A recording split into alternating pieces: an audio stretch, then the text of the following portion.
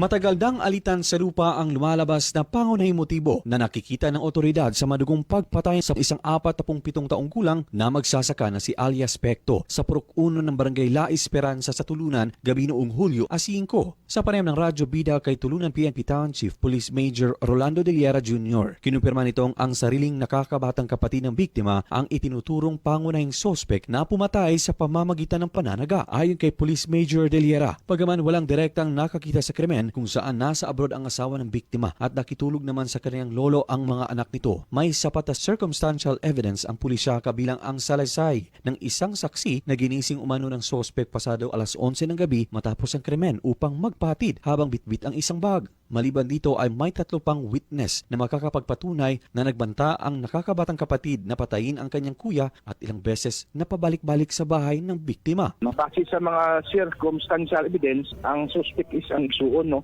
A day before, kaning suspect na to is sigig balik-balik dito sa balay sa sa vicinity at yung victim. Napay nakita nga sigig bayad ni sa Uglagaraw. Nabatid na 1 linggo bago ang krimen ay nagkaroon ng mainitang pagtatalo ang dalawa. Tibunalan pa siya o kawayan. Ipinatawag pa sila ng barangay pero hindi pumunta ang biktima. Kasalukuyan ang nasa kustudiya ng Tulunan Municipal Police Station ang 40 taong gulang na kapatid na si alias Gerald matapos itong voluntaryong sumama sa operasyon ng mga otoridad, bagaman mariin itong itinanggi ang paratang laban sa kanya.